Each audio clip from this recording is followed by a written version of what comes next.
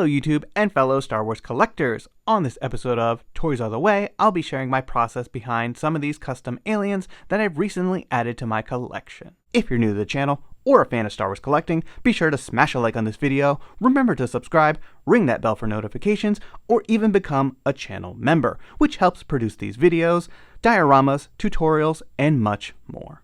Welcome back everyone. As you can see, I have a nice band of scum and villainy here that I've recently added to the collection, and some of you may recognize these characters from my recent pickups video where I found a couple discounted figures at Ross. I'm always on the lookout for, more custom fodder, just picking up cheap aliens here and there that I can tear apart, keep all their accessories and different limbs and stuff like that to kind of kit bash together and make unique characters that I'm going to populate my town and diorama with. These type of backgrounders are essential for my dioramas and displays, but also bringing life to the setting of my toy photography, so I'm always trying to add more of these characters anytime that I can.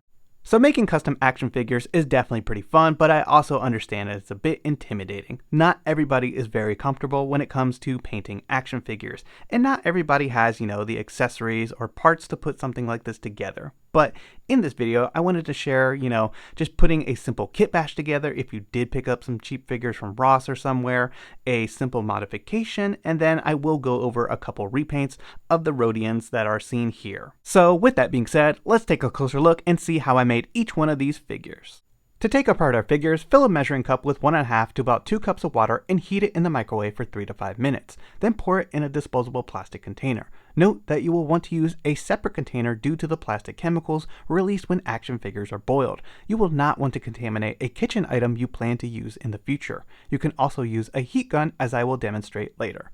The hot water will soften the plastic, making it malleable and allowing for easy disassembly.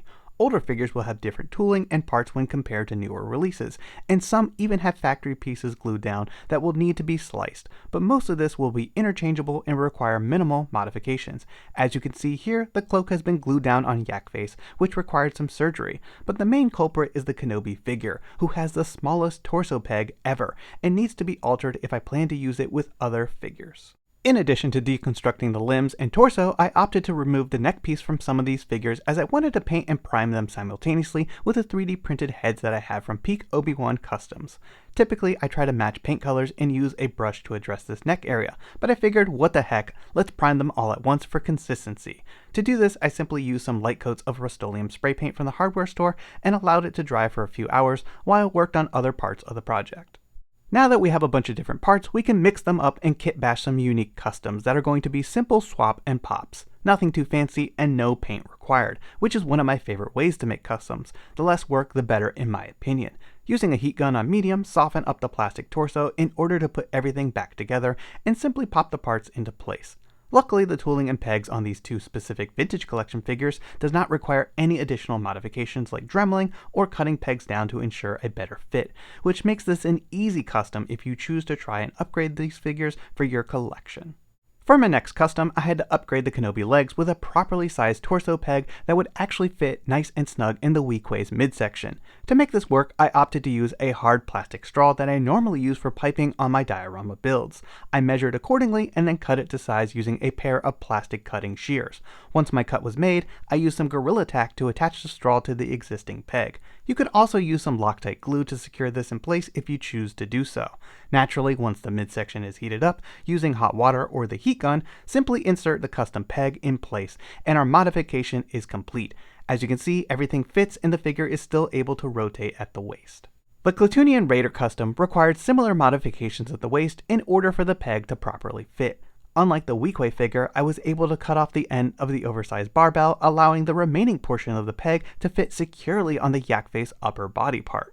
I added a spare belt and holster from a Hondo figure to tie everything together and was quite happy with how simple this custom was to make. While the Yak Face Smuggler custom was a fairly simple process, it did require some modifications to the upper body due to the size of this alien's neck. Preferably, it would sit flush with the shoulders, and in order to do so, I had to eliminate the collar that was sculpted onto the Cal Kestis figure. Once a small portion of plastic was sliced off with an X-Acto blade, the head sculpt was able to sit on the shoulders properly, and I used the original neck piece as the peg to join all the pieces together. Lastly, I tossed on a separate holster from a vintage collection Han Solo and joined the hips to the upper body, which fit perfectly due to the peg size and recessed entry point on the Cal Kestis figure. Last, it's time to wrap up these customs and finish off our Rodians, which have been primed and are ready to go. I wanted to color match the arms to the black vest, update the shirt color, and add some details to the face sculpts, and to do so, I'll be using a series of acrylic paints by Vallejo. If you don't have access to model paints, any type of acrylic will work fine. Just make sure they are watered down properly, as you want to apply light coats of paint, allowing for a smooth finish and better looking custom.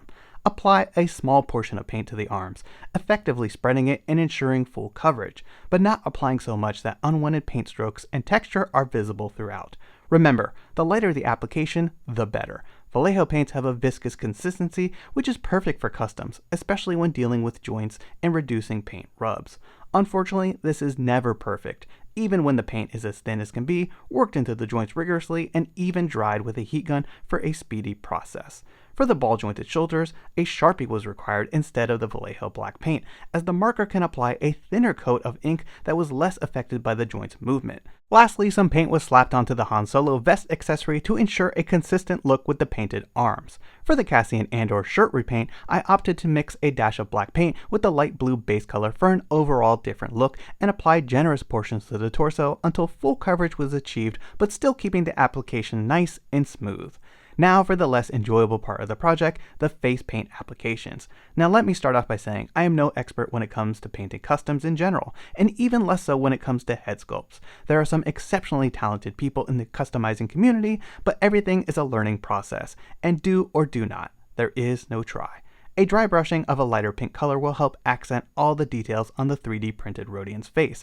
In retrospect, I could have used a darker primer, but subtlety is never a bad thing either. Moving right along, I used a red wash by Vallejo to help add some depth to the areas of the 3D print and blended it all together with a dry brushing. Additionally, the same treatment was used on the hands and neck piece, which I specifically reattached to the torso using some Loctite glue. The last step would be painting the eyes, which requires a steady hand, patience, and a fine tip brush, and a small amount of black paint. Using the precision tip, I carefully dabbed on the black color until the eyes were fully covered. In the end, I think the eyes turned out rather well, and really helped tie everything together on this 3D print. Lastly, this Rodian is going to need somewhere to put his blaster. Therefore, I used an accessory from Maruaders gun runners that I've previously used on the channel and glued it to the soft plastic and/or belt. At last, it's time to reassemble everything by using the heat gun and a little applied force to get all the parts popped into place. Additionally, I used a cut-to-size lightsaber paired with some Gorilla Tack as the barbell neck joint, mainly because I did not want to Dremel the socket on the 3D printed head in order for the original barbell neck joint to fit. Another option is using a cut-to-size cooking skewer, which is typically my go-to solution for these types of situations. Similar techniques were used for the additional Rodian custom, but I opted to give the Kenobi tunic a simple Vallejo wash, reapplied the neck piece, and attached the 3D printed head accordingly. I will say that I used a bright yellow color with a hint of green to dry brush the details on the face for this print, and the results were quite brilliant. Lastly, once everything was painted to my liking, I sealed the parts with a light dusting of matte clear coat by Krylon and allowed it to dry. I'm a strong believer that there's no such thing as a peg warmer, and as the great Master Yoda might say, it's only a peg warmer in your mind. A little paint and creativity can make a whole galaxy if you let it, so if you're feeling frustrated by what options are out there, try to think outside the box for your shelf displays. The Vintage Collection and 375 figures have never been better in terms of articulation, sculpting, and their potential for kit bash opportunities. I am always on the lookout for new releases that have potential to elevate the crowded streets of my spaceport diorama, cantinas, or even throne rooms. Taking a look at each one of these custom Star Wars aliens, it has to be said that they look phenomenal despite their simplicity and design.